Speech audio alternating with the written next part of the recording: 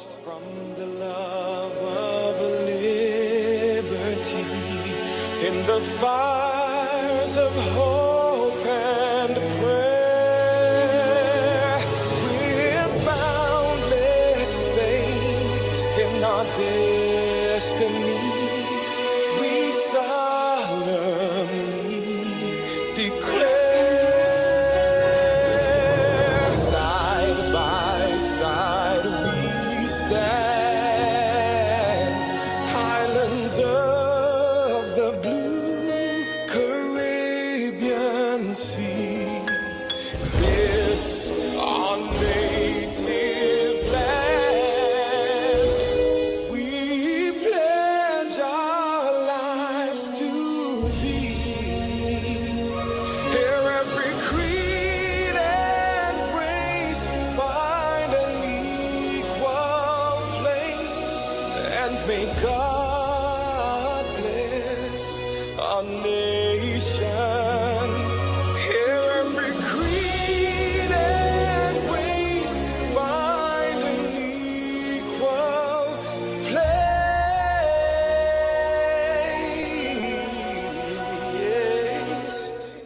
and may God bless our nation.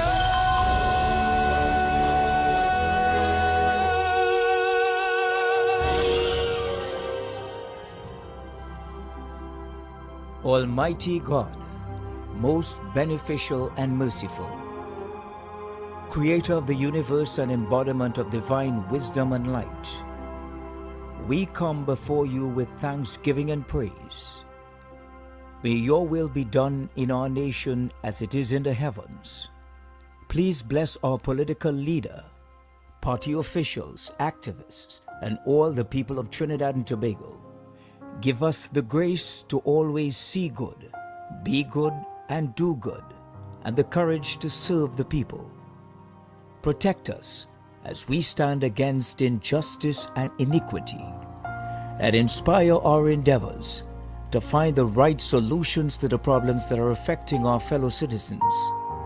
Grant that we may always work together with humility and respect for the greater happiness of all and the honor and glory of our country.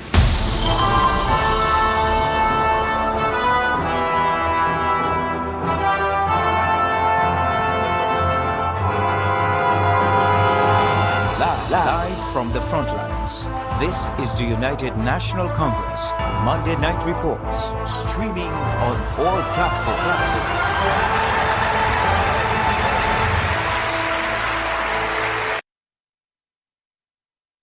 Thank you very much. Good evening to everyone, and welcome to our UNC Monday Night Report, broadcasting live from Sanko Road in the constituency of Princestown, home of the most busiest hub, home of the pineapple, and most importantly, home of our chairman, Councillor Gori Rupnarine. My name is Councillor Derek Mature, and I'm proud to be your local government representative for the District of Inverness, Princestown South.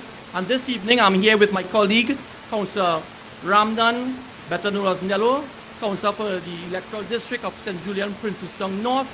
And together we'll be taking you through our program tonight. But before we do that, and before I bring on our first speaker, we would like to take the opportunity to remind you that we will be celebrating our party's 34th anniversary on the 30th of April. And we would also like to take the opportunity to wish our leader a belated happy birthday. Let's give her a round of applause. I know she will be on her way very shortly. And to bring on our very first speaker is a veteran UNC soldier with a service to local government and the UNC spanning well over 2 decades. He is known to all of us as a hard-working and dedicated council, devoted to the development of the municipality of Princestown. He has served his burgesses with distinction over the past 20 years and has distinguished himself as the chairman of the Princestown Regional Corporation. Please put your hands together for our very own chairman of the Princestown Regional Corporation, Councillor Grant Abler, Mr. Gori Rupnarine.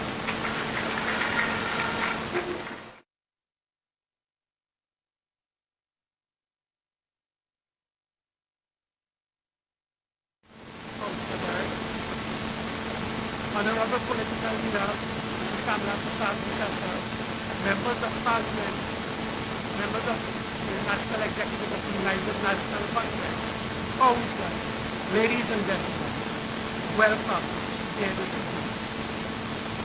My time is very limited because I think that we have many people line up here tonight. But I want to speak on local government tonight because you all will have recalled just after the budget, the Minister of Local Government and $1 million.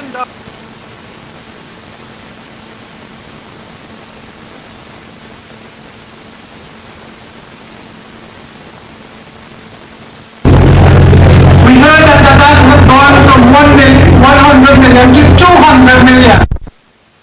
Last week, we are now hearing that went from the Ministry of Rural Development, Ministry of Work. I think my colleague, Councillor Awang was here. We attended a meeting with the Minister of Local. He said he advised the Prime Minister to take that money from local government and send it to Ministry of Works. Honestly, I don't believe that he advised the Prime Minister. He heard that just when we heard it as well. He was not even aware because he was out of the country at the time. Ladies and gentlemen, 85% of the roads in this country that are secondary roads are under the local government, under the regional corporations. And when you take that money and you send it to the Ministry of Works, for the last 6 years you all see the conditions of these corporation roads. And why? Because from 2010 to 2015, our allocation to corporations, and I can speak for the Princestown Regional Corporation, under recurrent to help in preparing these secondary roads was $10 million. $10 million. So that is why you could have driven throughout the region of Princestown and see most of the secondary roads was well kept. Our allocation at the Princestown Regional Corporation this year is $1 million. And after half of the financial year already gone, our releases from that $1 million is $200,000. With almost 500 roads within the region of Princestown, you have $200,000. Most of the work that you are seeing being done throughout this region is where people purchasing their material and the corporation assisting with labor. That is the way we are getting things done. That is the way this government care for you. I urge you, ladies and gentlemen, we have a chance very soon again. Whether it is local election or general election, let us work together to ensure that we doesn't go back to the situation that we have experienced under local government for the last 6 years. Local government is the pillow to help central government, our members of parliament, and no help. But I want to tell the PNM tonight that if they're doing that and believe that they can find money through special purpose company to help in the PNM run constituencies, that will not work because they're coming down to Moruga Tablan, which is in the region of Princestown, to try to do projects. But all these projects was recommended, estimates was done by the Princestown Regional Corporation, request by the Member of Parliament to the corporation, all the estimates was done and sent to the ministry. So it is the MP representation and the councillors for those electoral district in Moruga Tablan. So it's not the PNM coming to help. They had no choice, but they come to do it. So while $200 million have now gone from local government, if this rain continue that we experience today, Robert Village Hindu School, which is the most prestige primary school in the region of Princestown, will be closed down. Because at this time, there is not even 6 inches that a vehicle could pull to pass to go to that school. That school will have to shut down and they will go back to online classes. But in the rural areas, what online classes doing? There are people here this evening waiting to meet with the Member of Parliament to see what advice they could do, because right up the road, Sisters Road AC, closed down. Online classes, but 60% of the children who attend Sisters Road AC don't have any laptop, tablets, or anything like that. So they are home for the last 3 months, no education, and no sign or no information coming from the Ministry of Education. That is the kind of representation. And when you hear the Minister of Education speak in this country, you wonder what really taking place. Employment in the regional corporation, short-term employment to do some of the work to maintain the recreation grounds. We have 1 more fortnight. And the young people who we have been helping, we will not be able to assist. For the last 2 weeks, right in Sanko Road, I saw Mr. Solo here, his brother next door. House invasion, 3 within Sanko Road in the last 2 weeks. It now reached our doorstep in this community that we never had before. But I want to ensure tonight, this government, in the Princeton Regional Corporation, whether it is a general or a local, they're not going to have no inroads. We will win the 3 constituencies and we will win all 10 electoral districts and control this region. I thank you. Yeah, this is a message to the nation. Put the guns them down. Come we want some Thank you very much, Chairman Gauri Rupnai. Let's hear another round of applause for one of the hardest working members of council and chairman of the Princeton Regional Corporation. Councillor Gauri Rupnai has been loyal and committed, and he has served well despite the many challenges that we would have had at the Princeton Regional Corporation. He was able to manage, and we still try to satisfy the needs of some of our burgesses. My brothers and sisters, good evening once again. Our next speaker is a brilliant young woman who holds a diploma in computer studies and a BSc degree in environmental natural resources management and biology. She has been an active member of the UNC for a number of years, having previously served as a counselor, for which I had the privilege serving together with her at the Princeton Regional Corporation, and she is the chairwoman of the Moruga Tableland Constituency Executive since 2017. Please welcome to the UNC Monday Night Report the Member of Parliament for Moruga Tableland, Ms. Michelle Benjamin. Yeah, this is a message to the nation. Put the guns them down. Come we want some down. Good night to my UNC family. Good night to my honorable political leader and to my colleagues my former colleagues from the Princeton Regional Corporation, my esteemed colleagues from Parliament that is seated here and will join this on this stage to give a report to you about the performance, or I should say the non-performance of this government.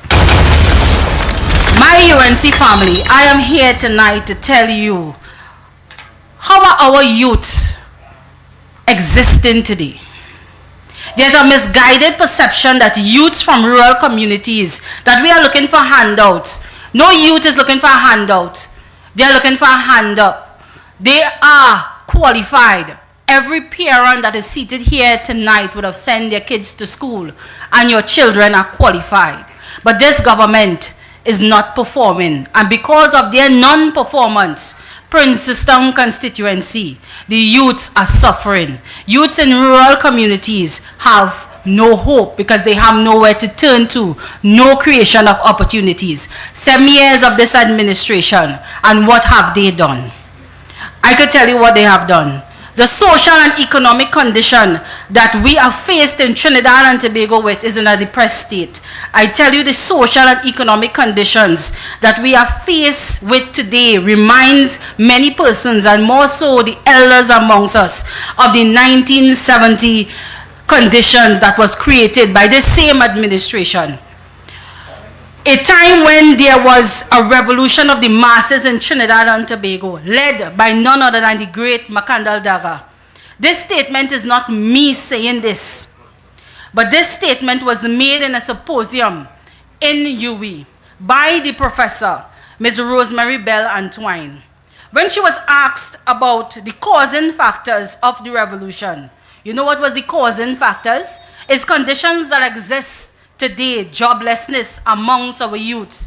There are no employment. People can't find work. And if you can't find work, that means you what? Can't feed your family. You can't send your children to school. School would have reopened. I show there are parents here that have not sent their children back out to school. How many of you all here can find jobs? In Murga Tableland.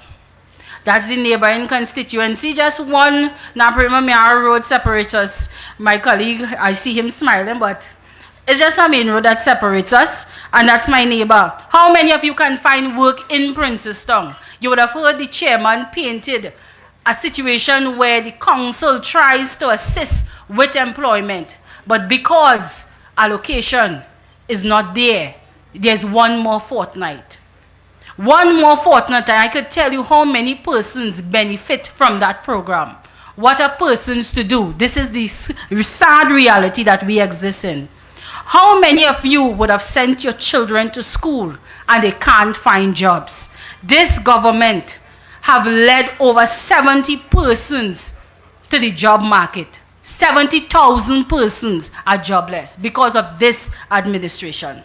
But under the Kamala-led government, you know what she did? She created 50,000 jobs. But I just told you that this government caused 70,000 persons to lose their jobs. The principal would have painted a situation and spoke about the socio-economic conditions. But I tell you, we have a period of 6 to 7 years of continuous decline of our economy. Why? Because this government did nothing. They did nothing yesterday, and they're doing nothing today to stimulate the economy. How many of you go to High Street and you could attest to struggling businesses, businesses that are on the verge of closing down? Why? Because the economy is going down.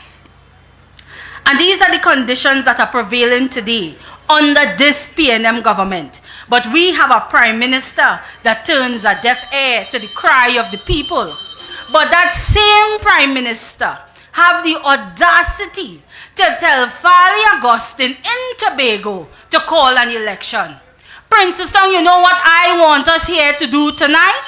I want us to tell that same prime minister that is telling Fali Augustine that he has lost the mandate of the people of Tobago, that he has lost the mandate not only of the people of Tobago, but he has lost the mandate of Trinidad and Tobago, that he has lost the mandate, and we want an election now.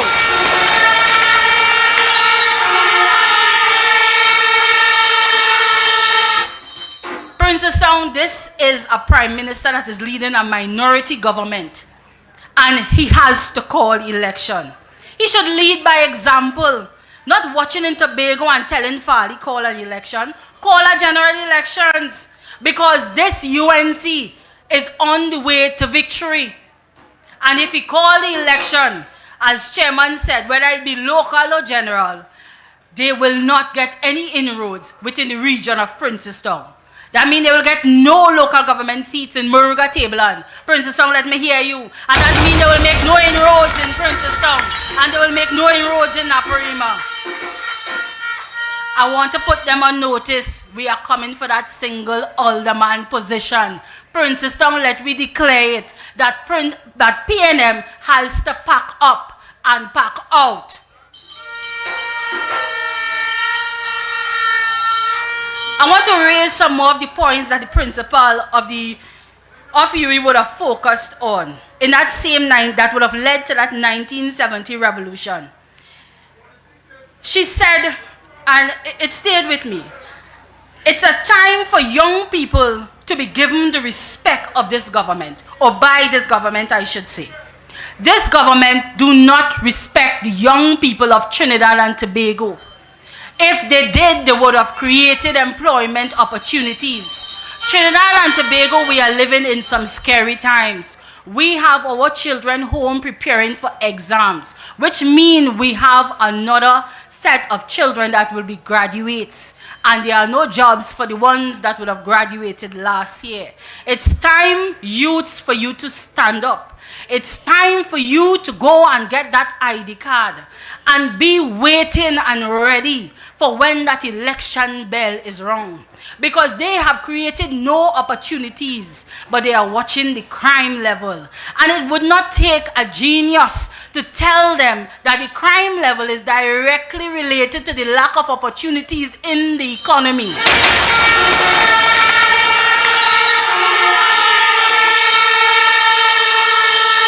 Princess Strong, you know what I want to tell you? And my constituents in Murga Tableland that is here tonight and is locked on the various airways, that we have a ministry.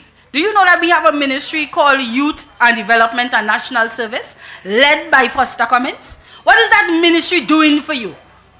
More than paying out our taxpayers' monies in program. But do you have any accountability from that ministry? You have a program that is led by the Ministry of Youth and Development and National Service. And what Foster Cummins has done is that he has corrupted the minds of our young people. And I say that without any reservation. By taking a program and making it a P&M party group.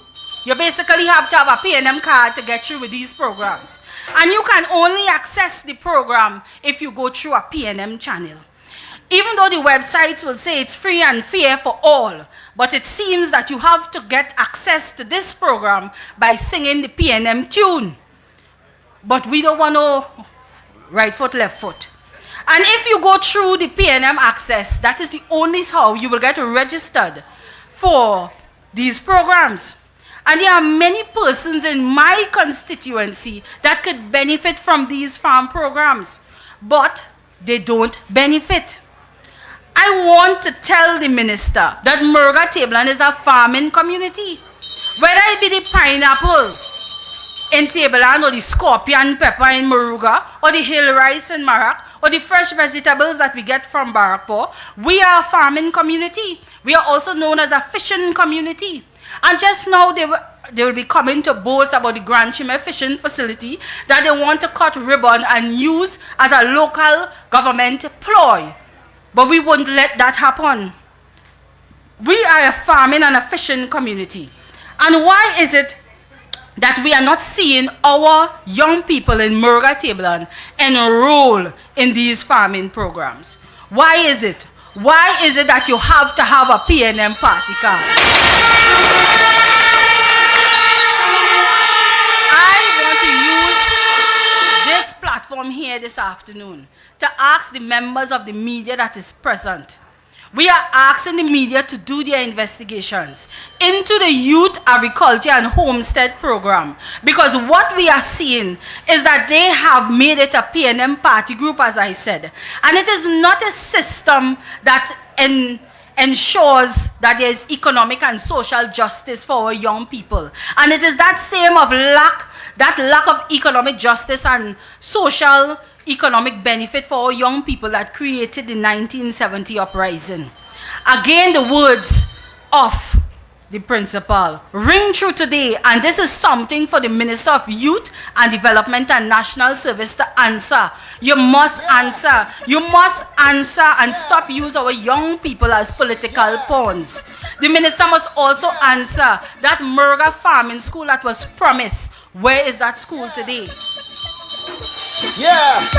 But I want to tell you that under the Kamla Prasad government, that we had promise, we had hope. The young people of Trinidad and Tobago had hope. Under the Kamla Prasad government, she focused on young people. She increased the scholarship from 400, but this government reduced the scholarship. This government instituted a bursary system. That means you have to go to the office and beg. That's what that basically means. But I'm telling you, when you return Kamla Prasad Bisesa to governance, it would not be like that anymore. Another issue, I see that I'm being signaled, but there's a lot to discuss. But I cannot stand on this podium and not list the main problems in Murga Tablan.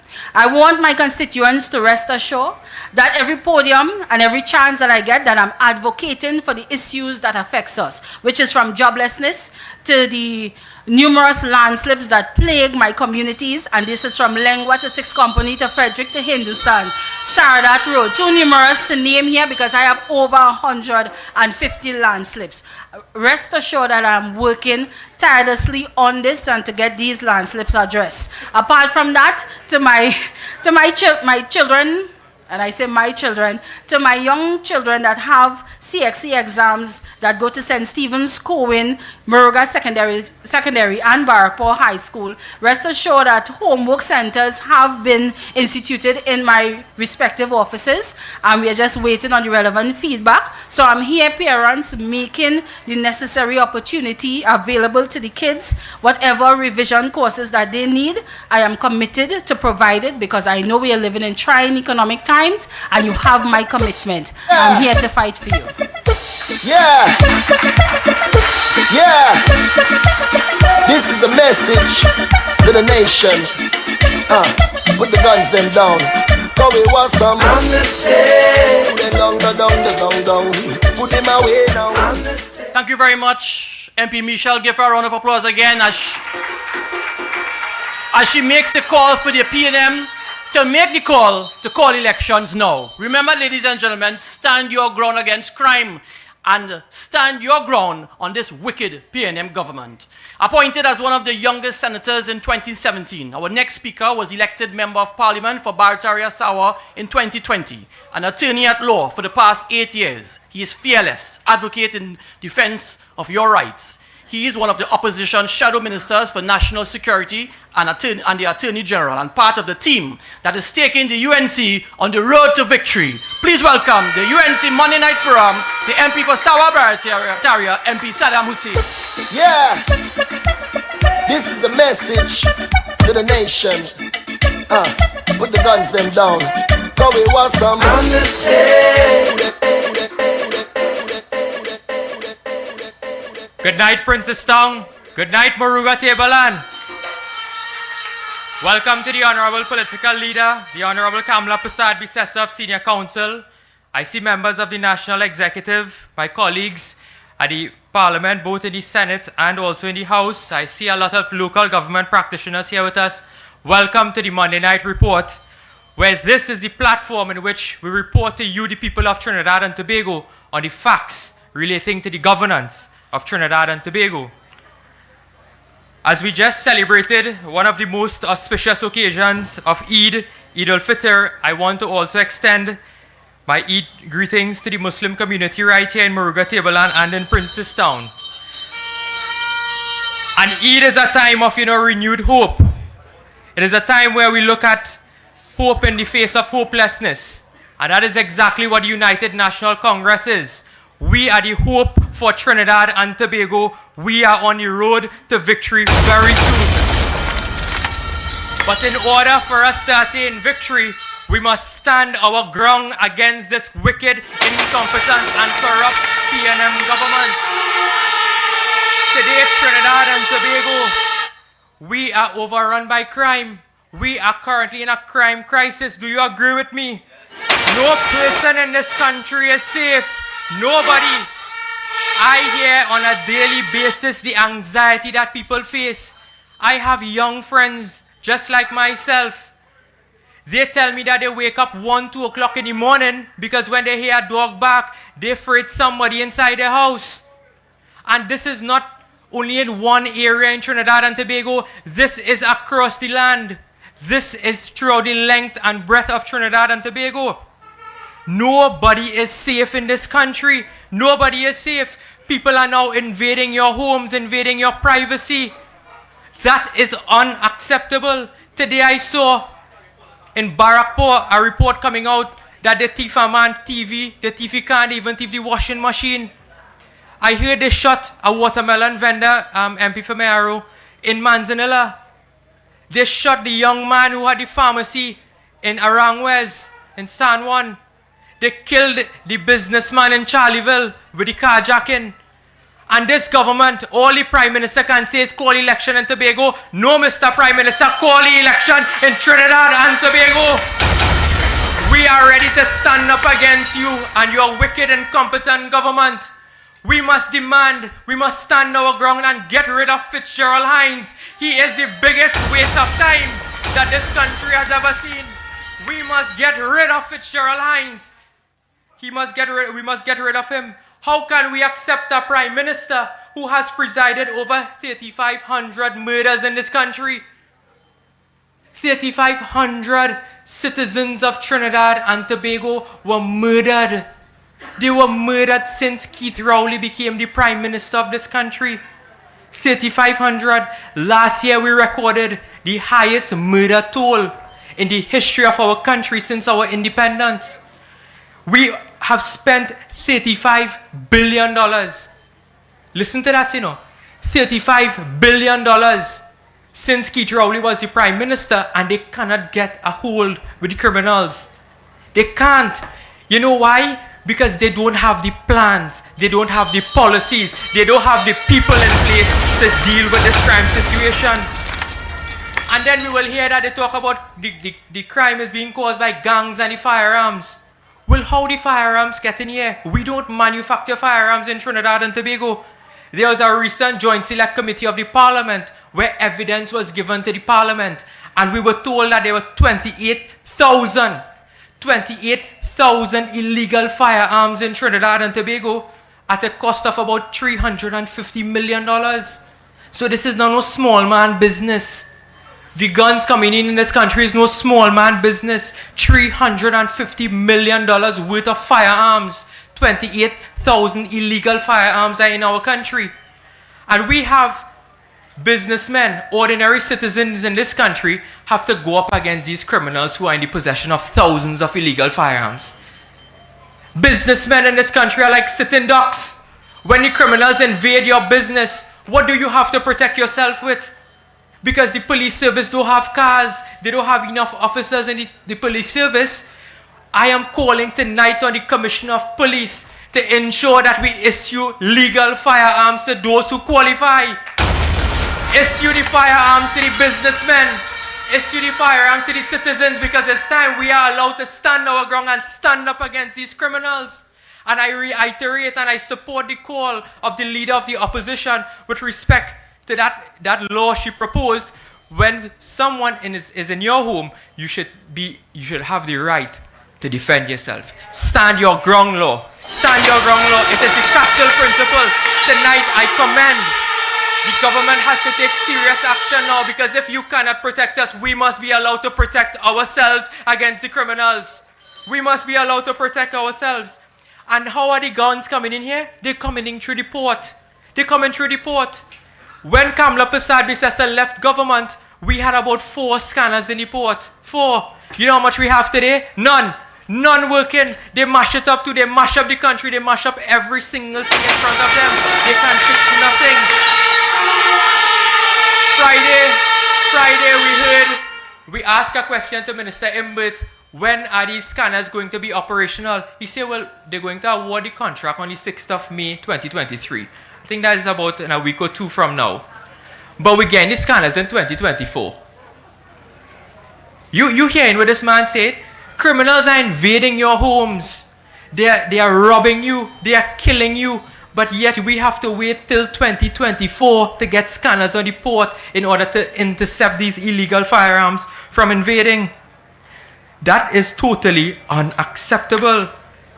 Minister Hines told us his job is not to make you feel safe. You remember when he said that? He said that his job is not to create a crime plan. Minister Hines, your job is not to be a minister.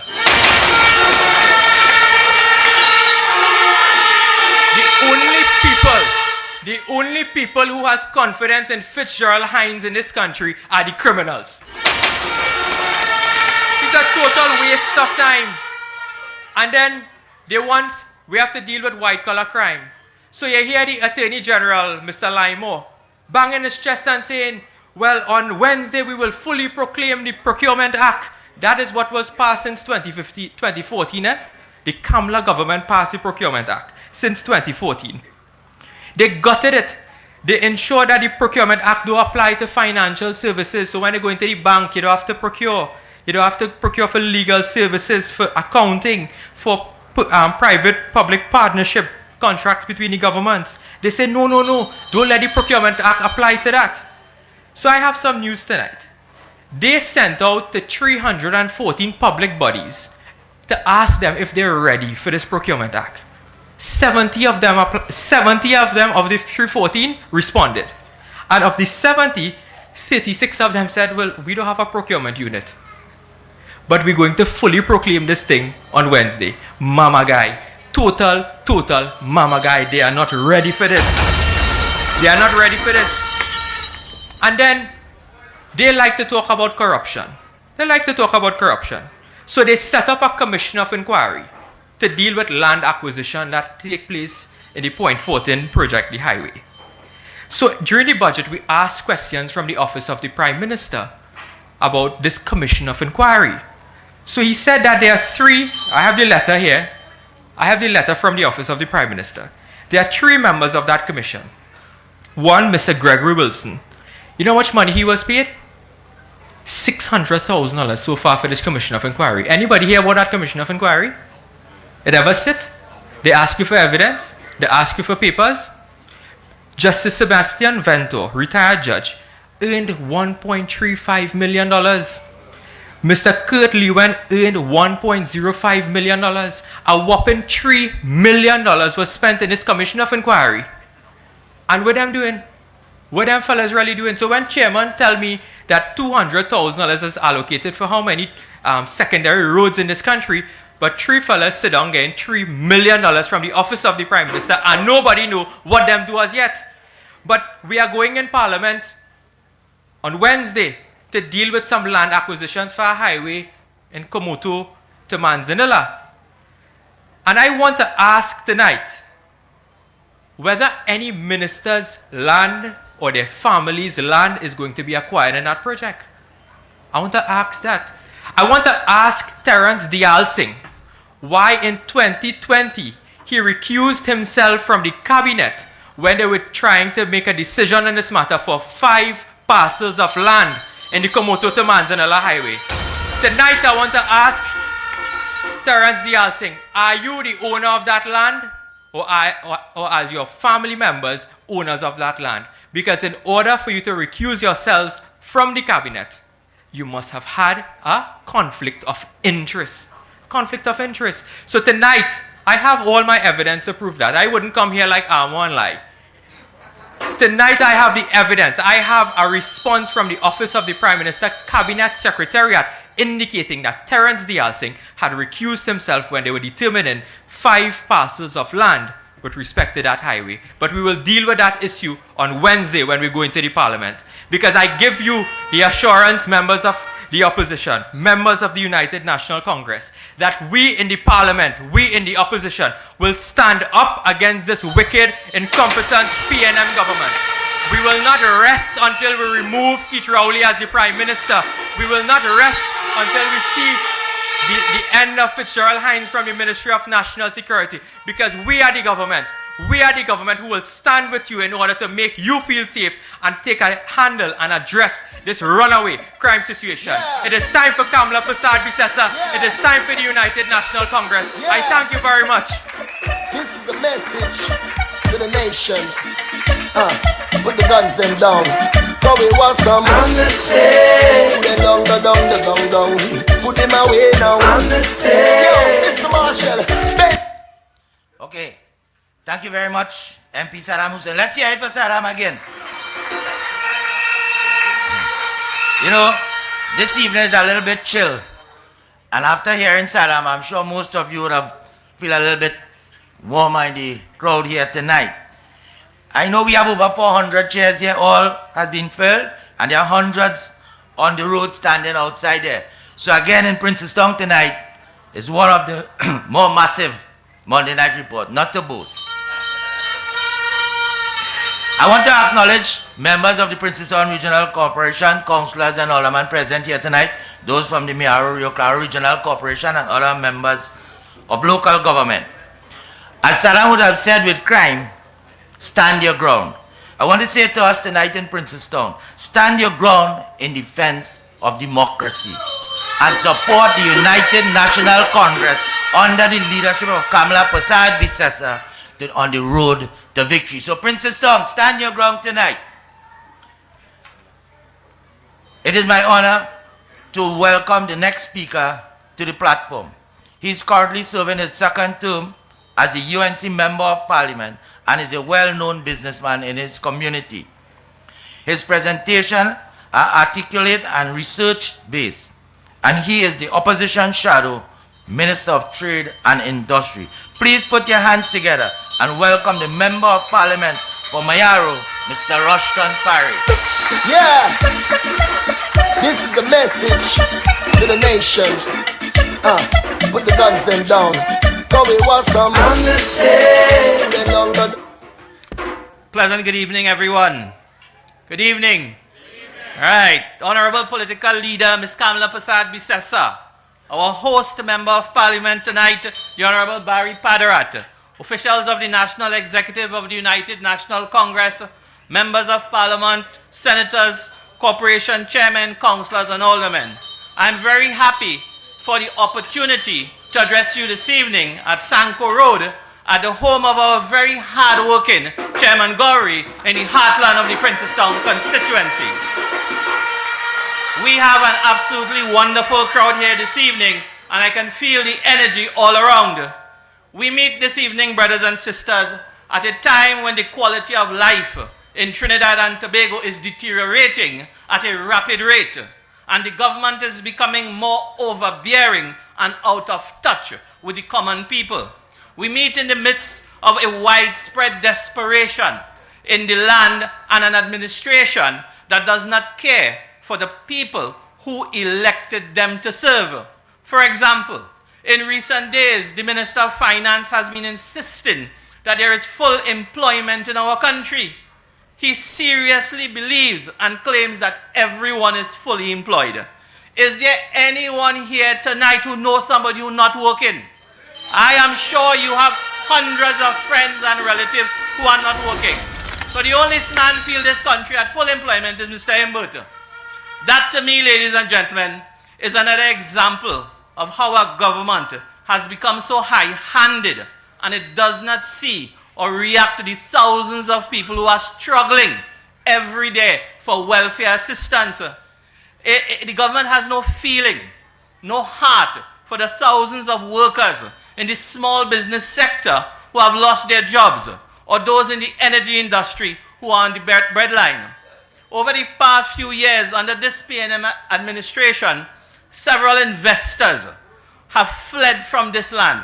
And in each case, there are hundreds of men and women who have been retrenched as a result of this. Not a single investor in the last 7 years has come here, more so not only for the weak policies of this government, but what we have turned into this dreadful crime zone that we have become. Tell me, ladies and gentlemen, who will willingly enter a market in a country that is now the 6th most violent land in the entire world? And that's a fact. Investors also shine away because under this pathetic PNM regime, Trinidad and Tobago has collapsed into one of the worst in the world in the ease of doing business. You cannot operate your businesses in this country. My colleague Saddam spoke about the procurement legislation. The lack of transparent procurement procedures is another reason why investors have been bypassing our country. And on that note, I want to agree with MP Saddam that do not be fooled by the implementation of the procurement legislation which is due to happen on Wednesday. The PNM over the last few years has stripped and watered down the legislation, removed all the teeth from the legislation. The racketeering of government-to-government contracts do not fall under the watchful eyes of the procurement regulator anymore. State briefs to friends and financiers do not fall under the watchful eye of the procurement regulator. Furthermore, brothers and sisters, Trinidad and Tobago is without a procurement regulator because the PNM has not approved or renewed the contract of the existing man, Mr. Monina Lalchan, and there's a reason for that.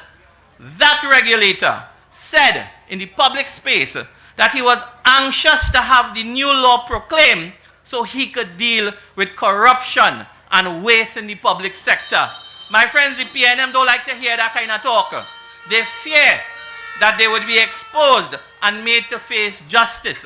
Bid rigging is a commonplace in the public sector, and the PNM does not want genuine and straightforward procurement regulations or a regulator. So you are already aware, ladies and gentlemen, that this government is attempting to undermine and subvert every single independent institution in this country.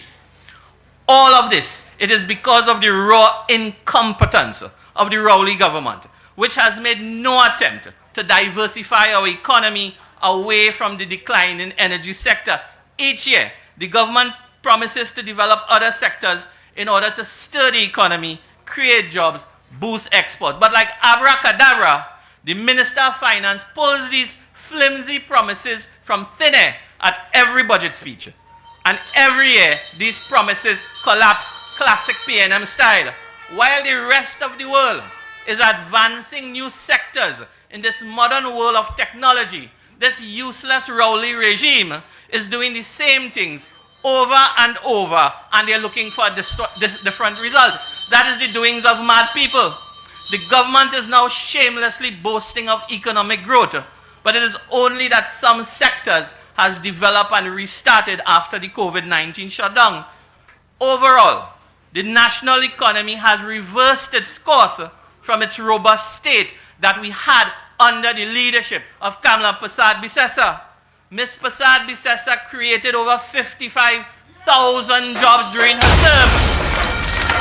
She attracted, her vision and work attracted investors to the tune of $1.5 billion every year.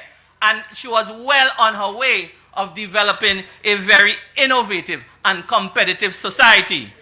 The world's largest corporations were knocking at our doors. At this time, ladies and gentlemen, energy production is at an all-time low, and therefore our revenues are in free fall. Borrowings by this government are at an all-time high, and the government is mortgaging the futures of your grandchildren. Business activity remains in a slump. Large corporations are not investing 1 cent in this country, and many people are fleeing a sinking ship. The small business sector is shrinking.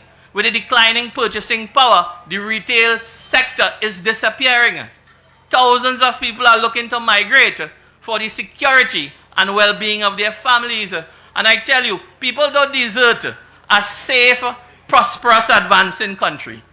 Brothers and sisters, the government signed a big agreement with the CARICOM countries to grow food so we could feed ourselves. Barbados, Guyana, and other countries are making major strides.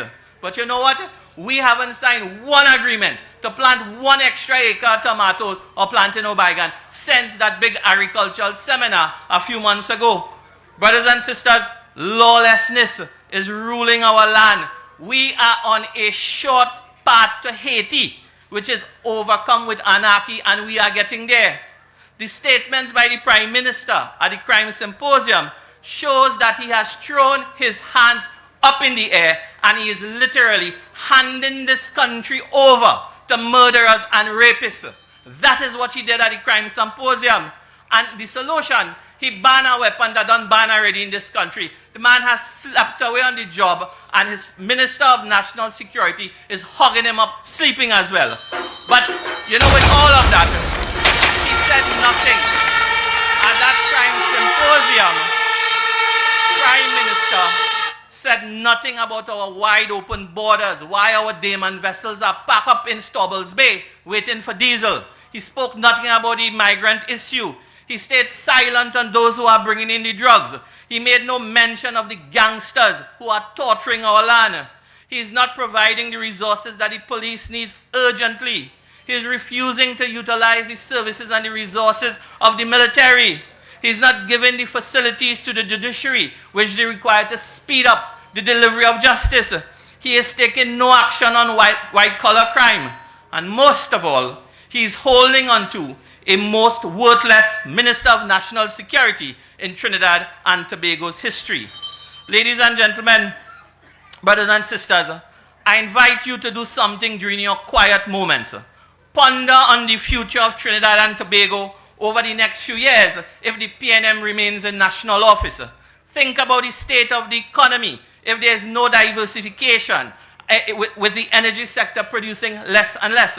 Consider the job losses, the increased poverty, the runaway inflation, the suffering by the aged, the sick, and the single parent challenges. Think about the deteriorating public health services.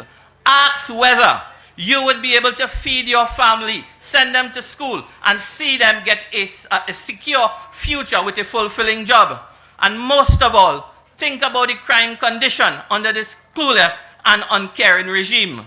Consider the number of people who would become victims of violence as Trinidad and Tobago turns into the most crime-riddled nation on earth. While you do that, brothers and sisters, I urge you to recommit yourselves to spreading the message of the United National Congress, to publicly talk about our policies, about the party's successful track record in government.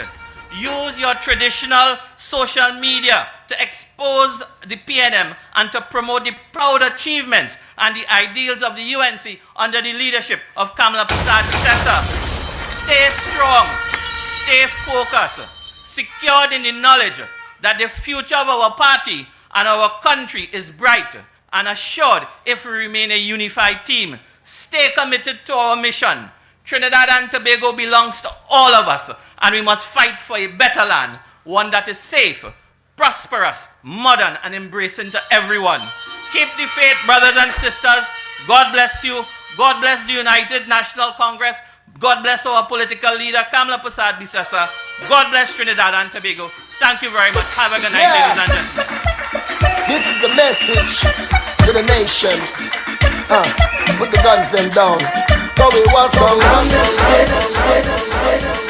Thank you very much, MP Parry, and with a crowd of 400 inside and hundreds outside, Princess Town, give yourself a round of applause as we stand our ground and the UNC on its road to victory with our leader, the Honorable Kamala Prasad-Sessa. Our next speaker is a strong voice in Parliament.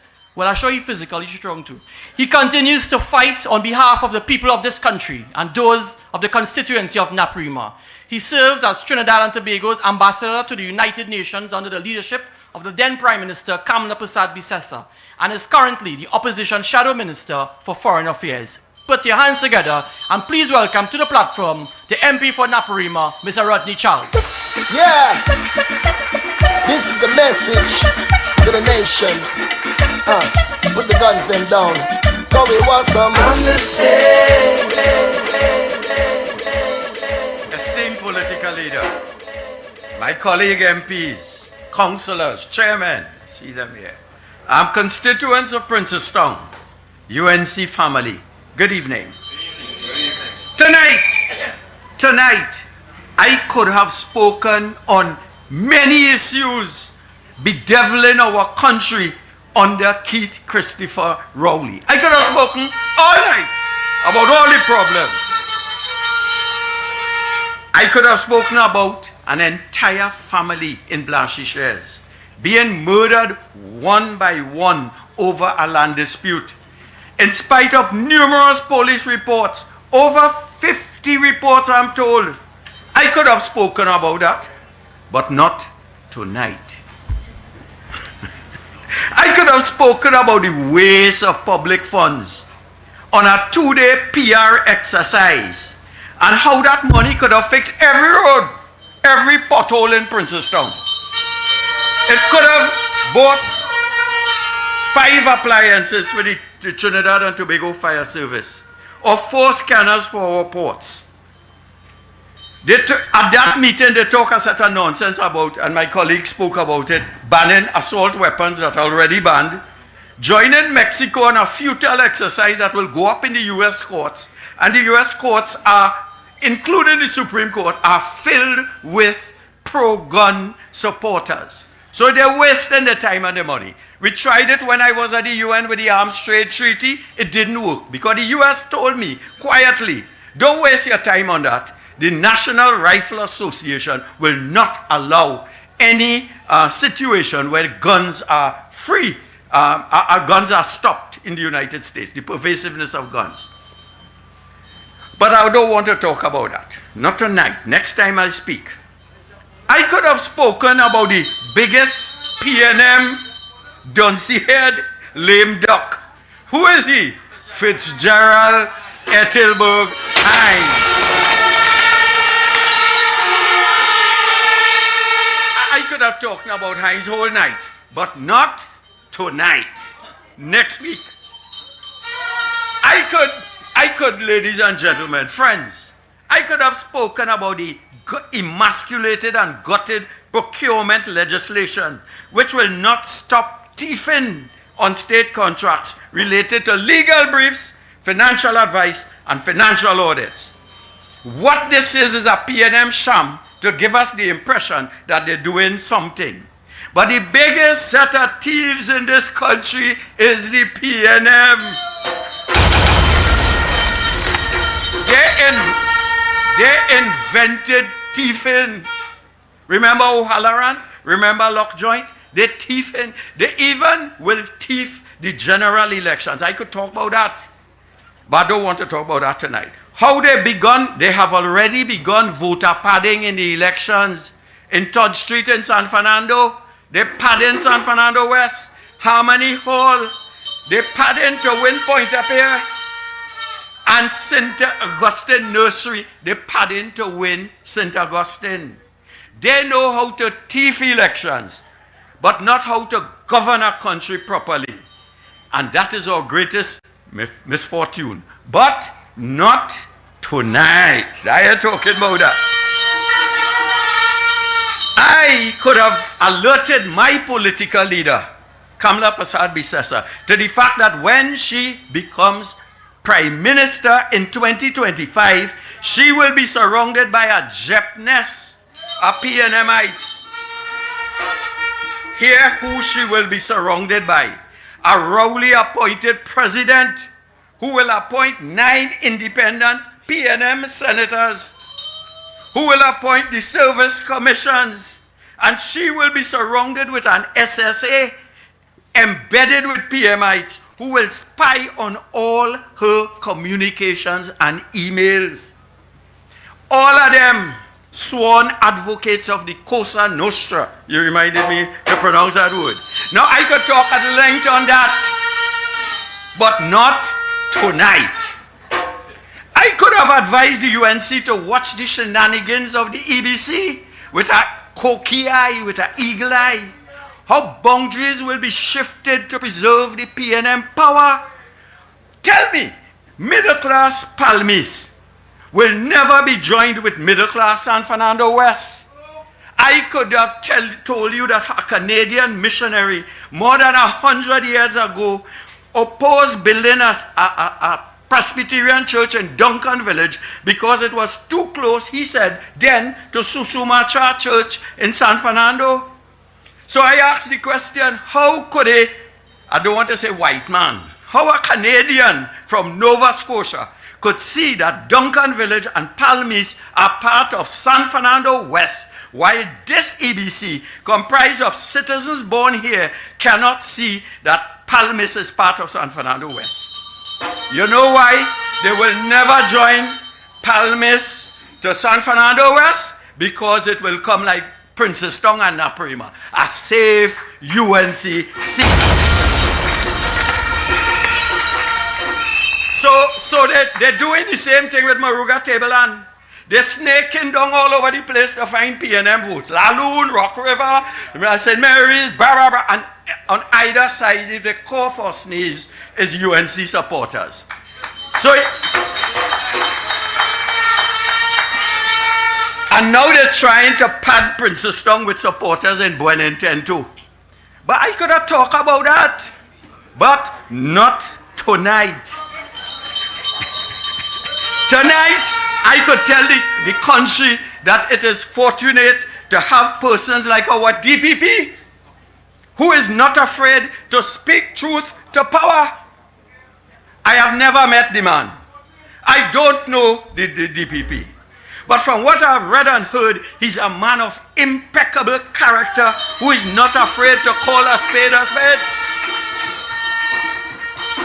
He's a proud graduate of St. Benedict's College and Naparima College. Now, his principal at Naparima, Dr. Alan Mackenzie, tells me that this DPP is a man of class and distinction, and he's proud to have played a part in molding the character of such an upright citizen.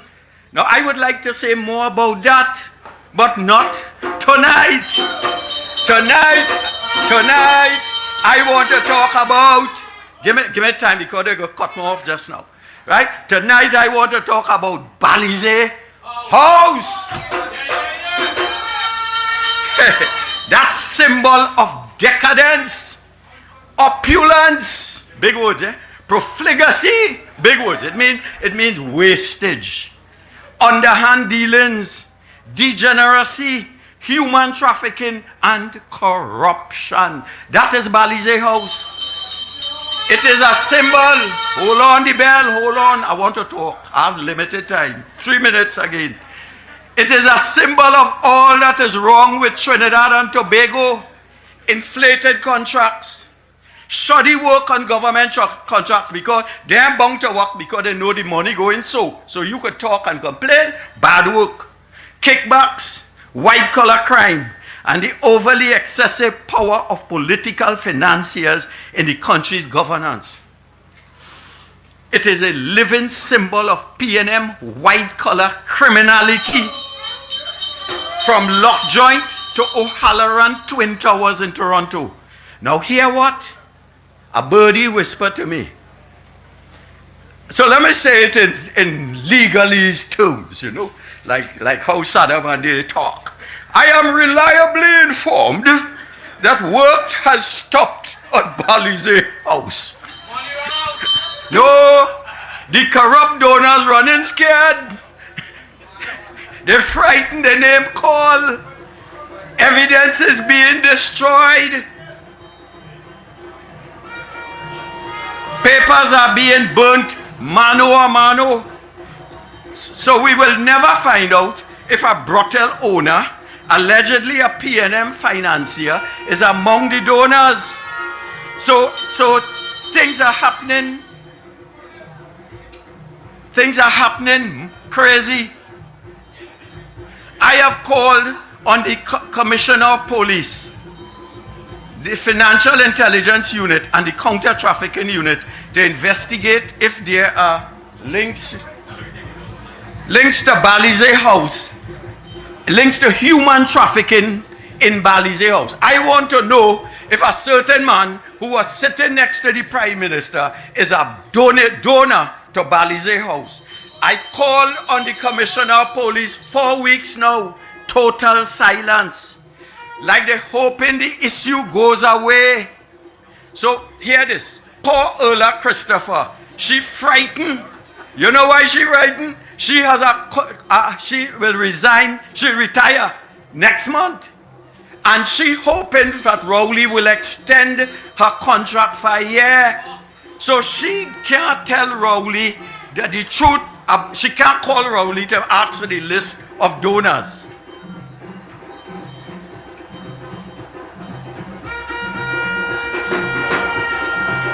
So we ask. The US government said 2 years ago we had government officials complicit in this thing.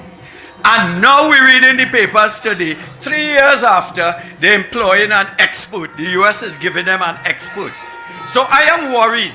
I am worried that Erla, because she is scared of Rowley, will come on a report that is one-sided to lick up the UNC. And I tell her, if she does that, she's going to feel the wrath and power of the United National Congress.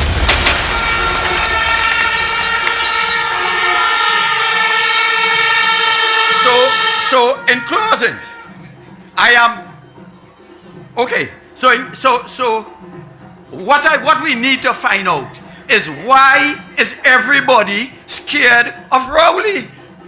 The Commissioner of Police, the head of the FIU, the head of the counter-trafficking unit, all of them afraid Rowley. And my question is, Scripture, who is Rowley that I and us, we must be mindful of him?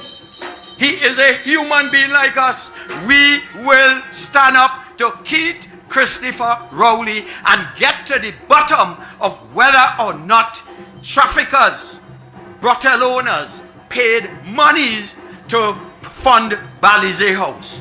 So, here what we're doing. I intend to talk to my leader about writing the Commissioner of Police, Earl Christopher, seeking permission to hold a small, peaceful 2-hour demonstration in front of Balize House. And we're doing this to draw attention to this shameful symbol of shame and decadence that bedevils our landscape. We will not let the issue wither away and be forgotten. We will not. And Trinidad and Tobago be on notice today that we will keep Balize House and all that it represents in the forefront of our society to allow them to understand the criminality that is involved in that. So, we look forward to receiving the necessary approvals from Erla, knowing full well that she has a contract and she probably scared of Rowley. So, now is the time for true patriots to come to the rescue of Trinidad and Tobago. If ever Trinidad and Tobago needed sons and daughters of character, class, vision, and integrity, it is now. So, ladies and gentlemen, when the clarion call is called and the bells are rung and we summons you to come up yonder, will Princess Tong be behind the UNC in demanding change and demanding information and demanding the list of donors? Ladies and gentlemen, I thank you. Yeah, this is a message to the nation. Put the guns them down. Cause we want some understanding. Thank you very much. Thank you very much, MP Rodney Charles. I know you mentioned not tonight, a lot of things that you want to talk about. You brought the facts. Leader? Okay, let us all stand and welcome the political leader and next Prime Minister of Trinidad and Tobago, the Honorable Kamala Prasad. Let us give our Princeton welcome. Yeah, Princeton. Never let the problems get you down. Stay focused and hold your ground. Because what don't kill you should make you stronger. So my problems is like steroids, boy. I get my doses from all kinds of sources, and all of them still can't kill me now. You see, as them sink me under ice flow, ride out the storm, them just like a boat. So as the box me down, so I get up. They have to wonder how others get up. And every crack I see, I just see through. And by the help of God, I just get through. I just won't stop. I feel like hope. Move any mountain, I trample any building like hope. Man better than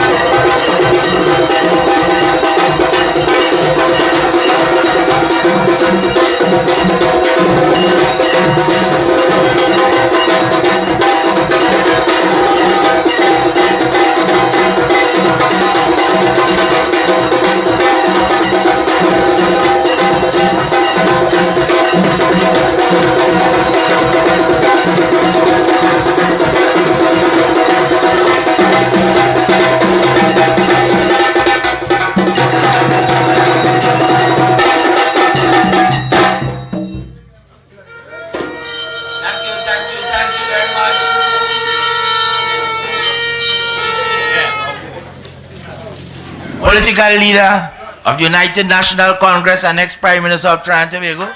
Welcome to Princestown. Yeah, as I was saying, MP Rodney Charles, like you said, tonight is not the night. I want to say to you, MP, we will organize a meeting in Princestown for you alone to talk and bring the facts and the information to the people. Our next speaker tonight is a UNC powerhouse, serving as the Member of Parliament for Princestown since 2015. He has contributed on numerous pieces of legislation and debated several motions. He has a bachelor degree in government with a minor degree in international relations, a diploma in law, and a postgraduate diploma in communication. His impressive professional career includes international relations specialist and deputy head of ceremonial at the Ministry of Foreign Affairs. And he also served as the youngest advisor to Prime Minister Kamala Persad-Bissessar. And he is currently the opposition Shadow Minister of Public Utilities. And my brothers and sisters, you would recall the recently concluded RIC consultation where this MP and this Member of Parliament had championed your cause. And as we say, stand your ground against increased food prices, increased public utility increases, and stand and support the United National Congress on the road to victory with the Honorable Kamala Persad-Bissessar. Please welcome to tonight's UNC Monday Night Report, the dynamic and powerful MP Barry Padarat, Member of Parliament. Yeah, this is a message to the nation. Put the guns them down. So we want some understand. Put them down. Put them away now. Understand. Yo, Mr. Marshall, Benjai, what you say? Hold the faith now. Princestown! Princestown! Princestown!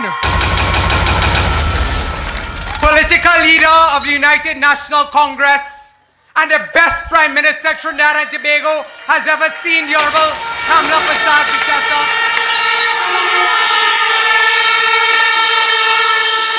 Members of Parliament seated in the front rows, welcome.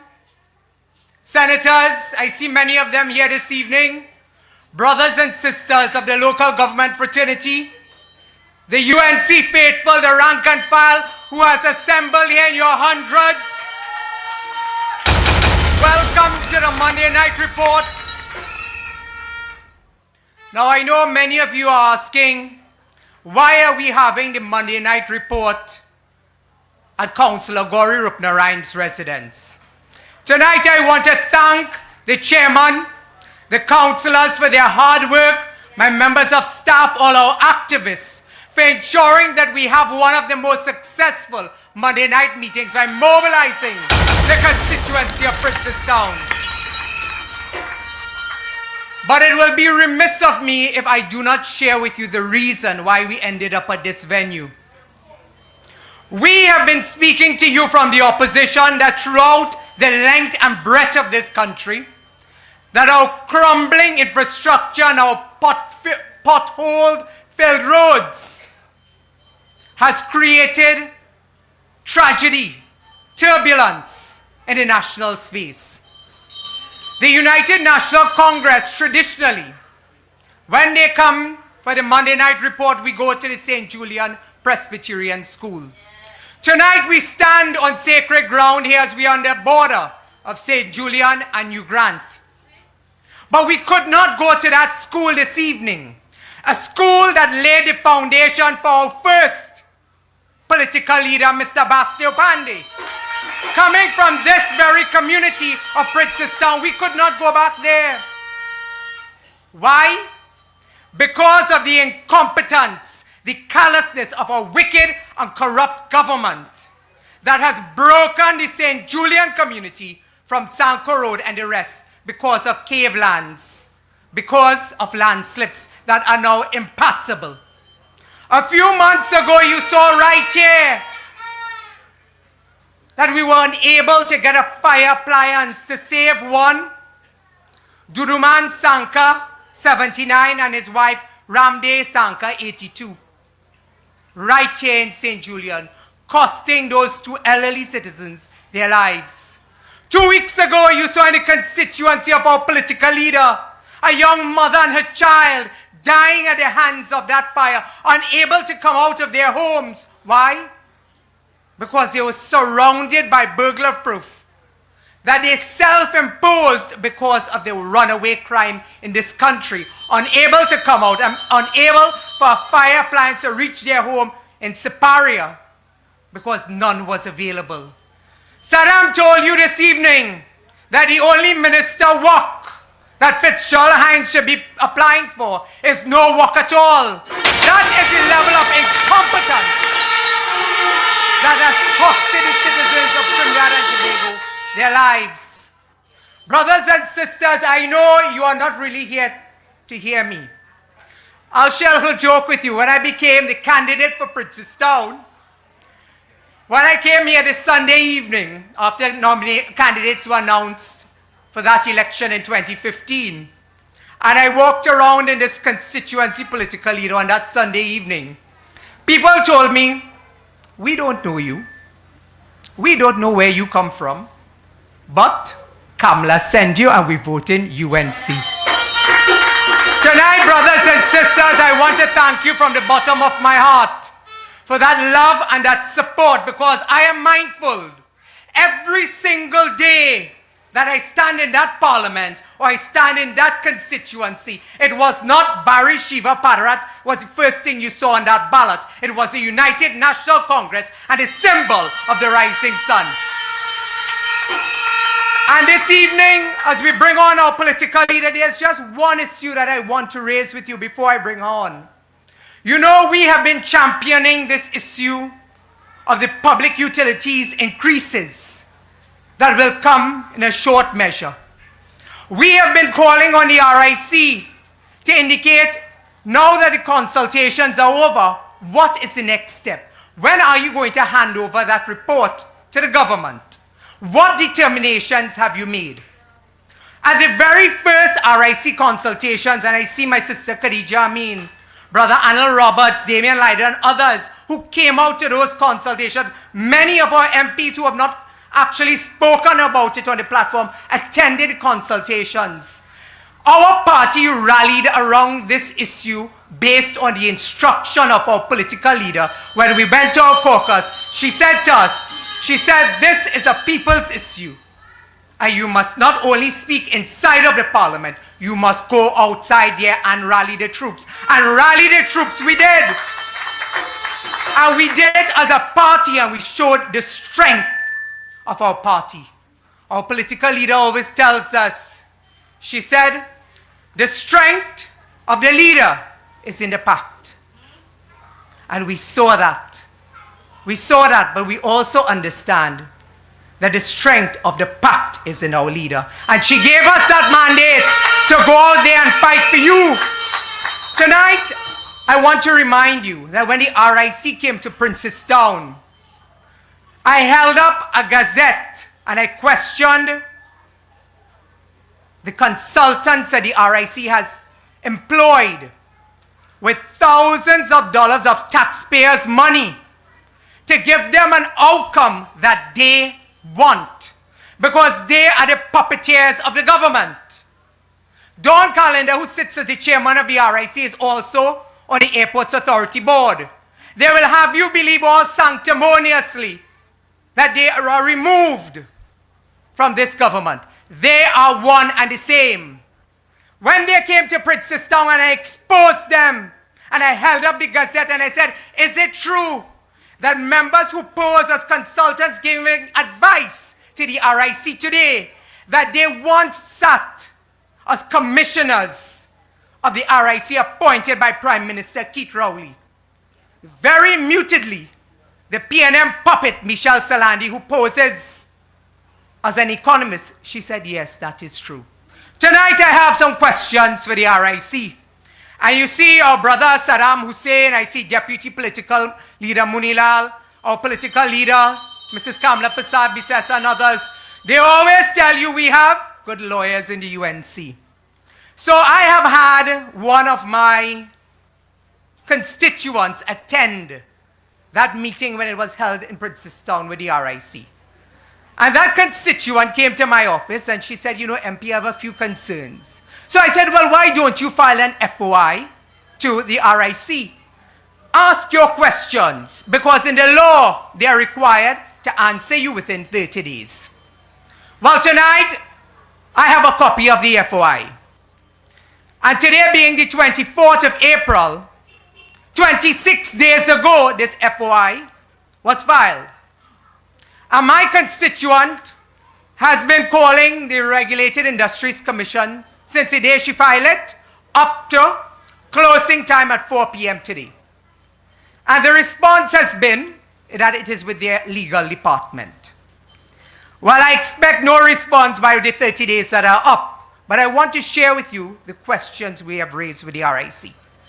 And it will tell you why they feel compelled not to answer. We have asked them for the terms and conditions of the remuneration package of the current chairman and commissioner of the Regulated Industries Commission. 26 days have passed and no answer. But our political leader tells us, stand your ground. We then asked them, what day did Dr. Michelle Salandi become a consultant employed at the Regulated Industries Commission, as well as the terms and conditions of the remuneration package? 26 days has passed and no answer. Our political leader has told us, stand your ground. We did not stop there. We then said, for the period January 2022 to March 2023, please indicate all persons who are hired as consultants and the remuneration package, as well as the period they were hired as consultants and the process used for hiring. 26 days has passed, but our political leader tells us, stand your,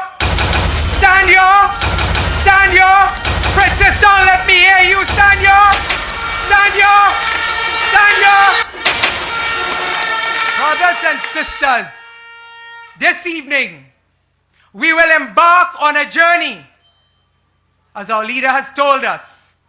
We are on the road to victory, and victory we must, because your children, my children, we are all dependent on a better Trinidad and Tobago under the leadership of Kamla Prasad Bisesa and the UNC. I tell you this evening, when they come knocking at your doors, remind them, when they increase food prices, what do? Stand your. When they increase water and electricity, what do? Stand your. When they come at you, knocking at your door, high crime rate, stand your. When they come at you and they make excuses for the potholes and the poor infrastructure, stand your. I cannot hear you, Princestown. Wake up, we are alive. We are ready to take back government. Stand your. We are on the road to victory. Victory we must. With the Honorable Kamla Prasad Bisesa. Brothers and sisters, I thank you for your love and support right here at Princestown as we bring on the next Prime Minister, the political leader who will take us on that road to victory, Kamla Prasad Bisesa. If you cut me, you go see blood. And if you squeeze me, you go feel the love. We are one people under the sun, one nation under the law. So who feel the black? Who feel the white? I don't know. But it's settled tomorrow night. Who feel the wrong? Who feel the right? Come and go. And all who feel the too bright, let me jump up, let me wind up, party non-stop. Ramage Dingole Kelkete, we come to play mass. Every creed and class, don't let nothing pass. La Carreti TV, all the love inside away. First woman Prime Minister, first woman Attorney General, first woman to chair the Commonwealth of 54 nations, first woman opposition leader. Welcome KPB Plus, solid everywhere. La Carreti TV, all the love inside away.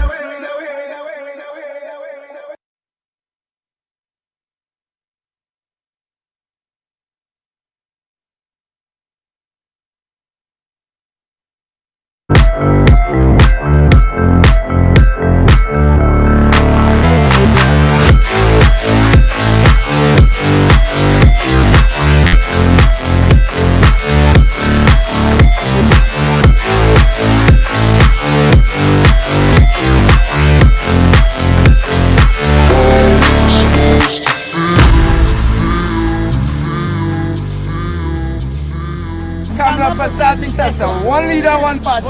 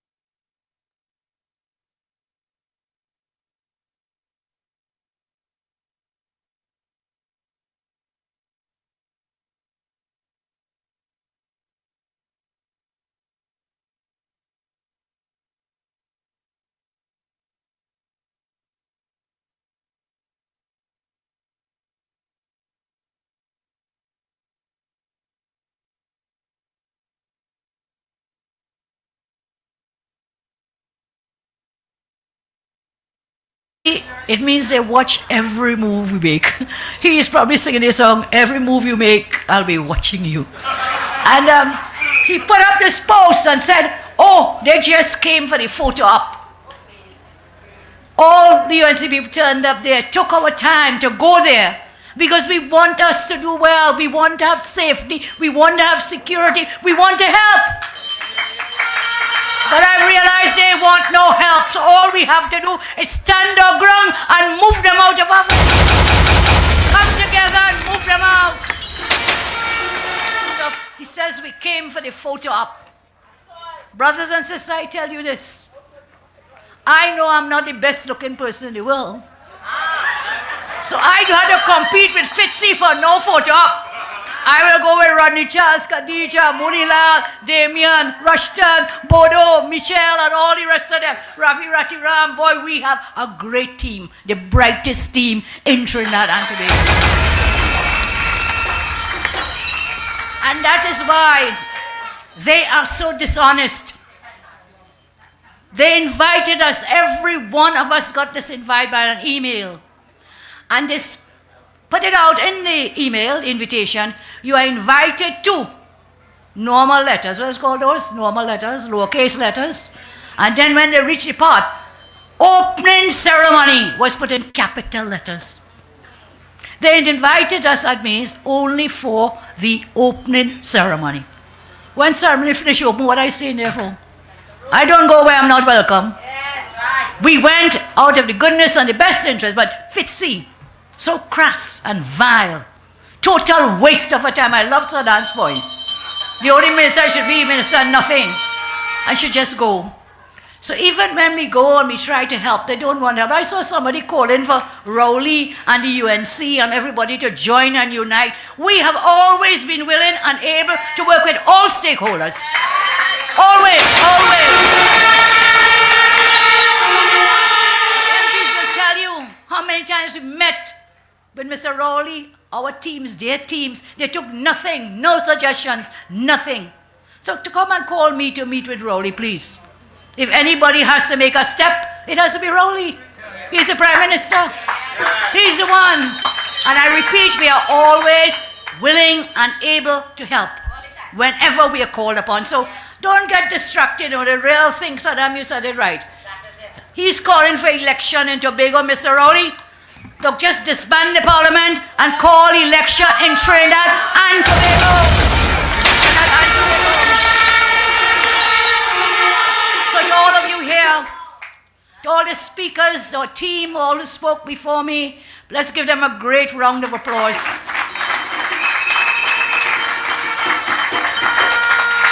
And as of Saturday, I became 1 year older. I praise the Lord for that.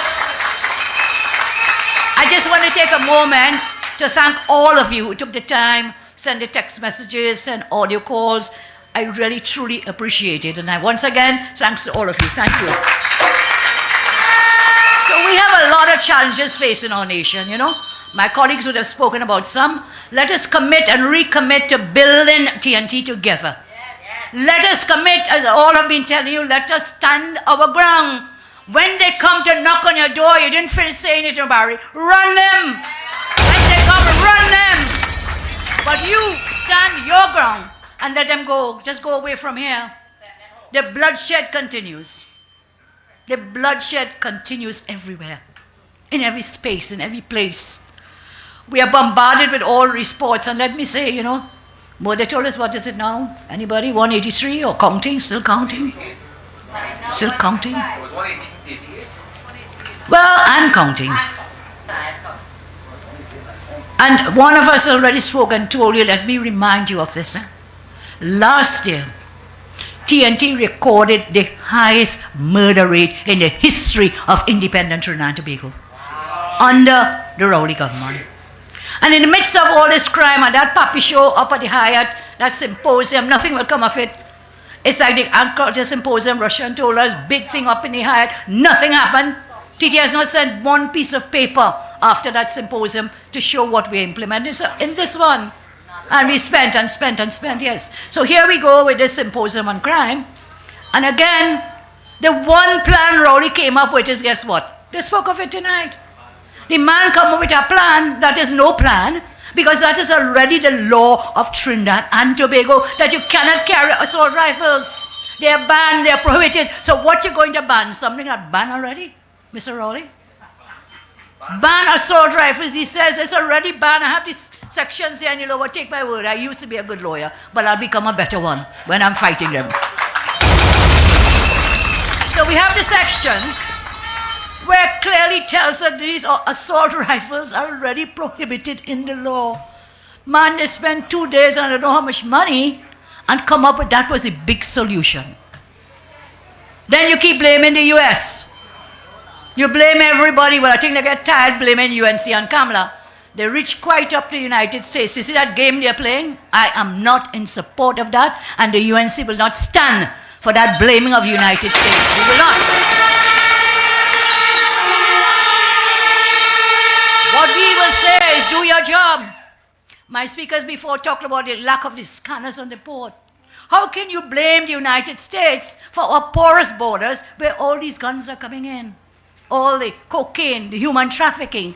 You can't blame the US for that. I made it jokingly and I'll say it again. It's like if you ban motor vehicles, because why? Because they're killing people, you're bouncing on people. It's like banning a cutlass, because a cutlass could kill. Knives, you see how ridiculous it is? It is not where it comes from, but what is the use it is being put to, and what are you doing to stem that tide of criminality? I listened to them and I read everything, and up to now, if you could show me what is their plan to fight crime, there's none. I have found none. And the one you come up with was banning assault rifles. Already banned, Mr. Rowley. Who are your lawyers? Don't they tell you the law? You are not a lawyer. Great, we give you that. You are the man with the rocks in the brain, the geologist. So ask lawyers, if you're not sure, to make a big... And you know how the rest of the CARICOM went along with that? There are lawyers within the CARICOM leadership, brilliant people. How did they come out in their communique, you know? It's like there was a joint statement to ban assault rifles, and everybody going, yeah. Look at where we reached. What a shameful thing for a leader of a great country like ours to be talking about things that is total nonsense. So when we talk to you about no plan, all the plans we have so many plans. I've shared with you many of them. And many of them will begin and end with one. Rowley must go.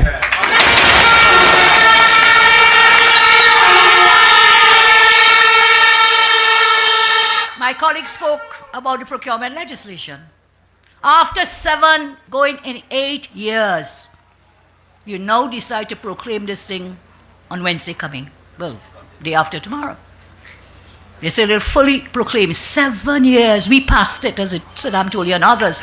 We passed it. Why? Why did they suddenly decide to proclaim it now? Well, 2 reasons we can think of. One is distracting again from this foolish symposium on crime and the lack of safety and security. But you know what? They waited, as they always do. They really don't care. I was just telling Rudy that. They're just shameless. They just don't care for transparency and integrity. And so they waited until the term of office of the existing procurement regulator came to an end.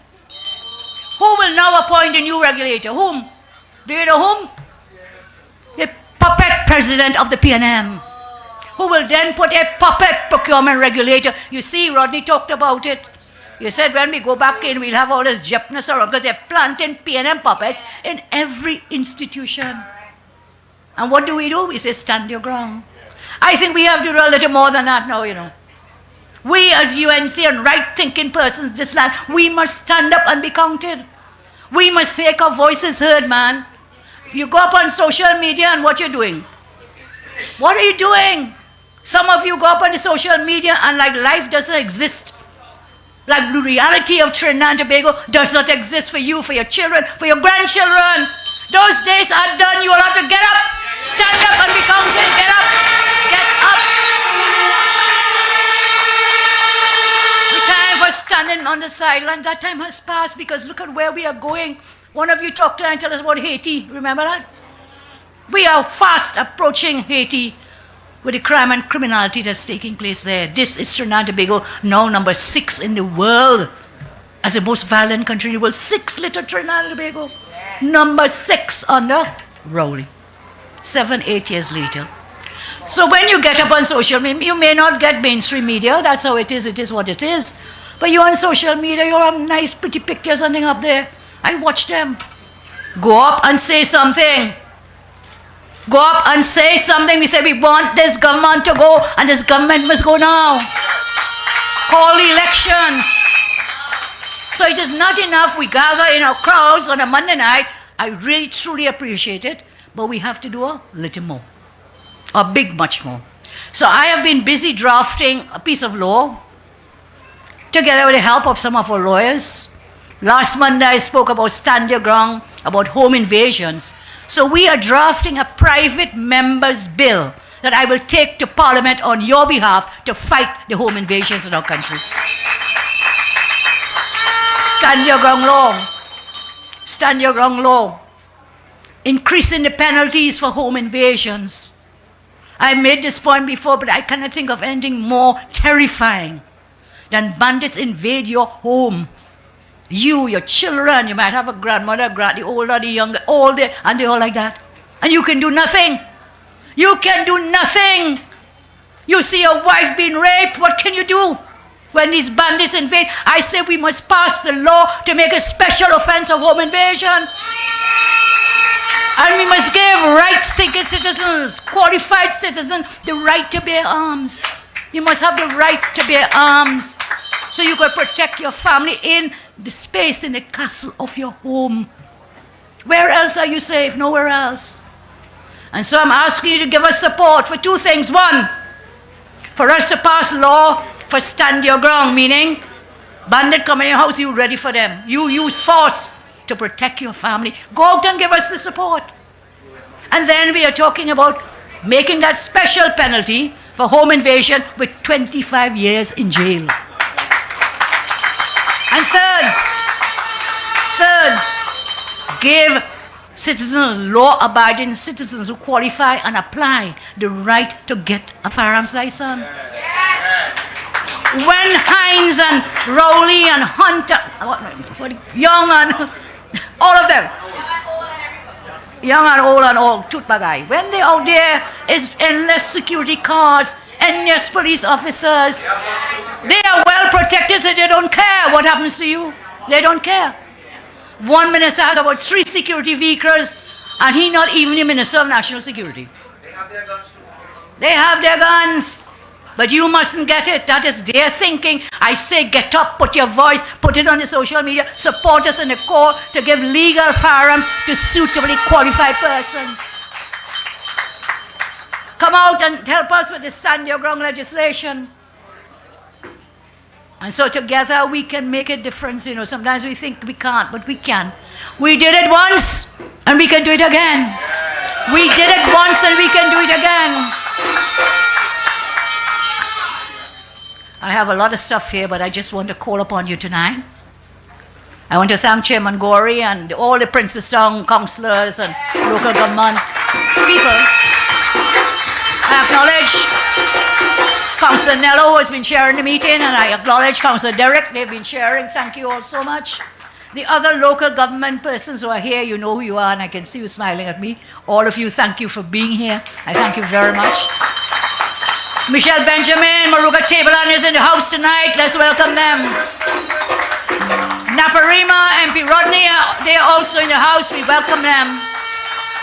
Rushton Mayaro and his crew, thank you all for joining. And did I leave out anyone? Saddam, all the way from Bartar San Juan. Let's wish him Eid Mubarak again and again and again. He reminded me on Friday when we left Parliament. He had written a letter because they had put the Parliament, and he was telling me the night before, but wait, it's going to be Eid. Because by Friday evening, so we left the Parliament and we went down to the mosque, the Asher Mosque in Charleville, to break fast and so on. I was very honored to be amongst them. And Saddam says to me, he said, boss, you are so blessed. Your birthday is the same day as this day on Eid. So very blessed, more blessings for all of us. So as I close, as I leave, please don't leave and feel nice and you had a great meeting and we laugh and we clap. And yes, I'm happy for that. But the time for us has come. And if not now, when? Because with each passing day, the situation is getting more and more grim, more and more frightening. And the only time they will act is when enough people come together, demand with a loud voice, in large numbers, they have to go. They must go. So, brothers and sisters, God bless you all. I want to invite you again, Sunday, 30th April, which is Sunday coming, at our new headquarters. So 2 things will be happening. We'll be having an interfaith service to celebrate 34 years of our party. And of course, we will use that opportunity to open our new headquarters at Mulchan Sushan Road in Chaguanas. Can I see some of you there then? 2 p.m. Sunday 30. Come early to get your seat, because I'm told if you think you didn't have enough seats here tonight, Sunday is going to be as massive. Barry, thank you for this massive meeting. Princestown, surrounding constituencies. On Sunday next, the interfaith. Next Monday, there will be no Monday night report because I want all to head to headquarters in Chaguanas. Anything else that I forget? Well, all roads, yes, thank you. I was looking for the words. All roads lead to the new headquarters in Chaguanas. God bless you all, and I thank you very much. Get home safe. So who feel the black? Who feel the white? I don't know.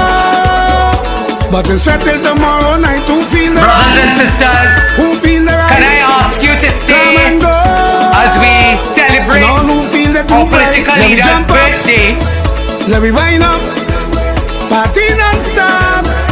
Ramaje dingo lekel kete, we come to play mass. Every creed and class, don't let nothing pass. Like a ready TV, all the love inside the way. Uptown and ghetto, feeling the tempo. Soca and Kaiso, it's party day like so. Soon as we land, fun is the plan. We like to jam like we man.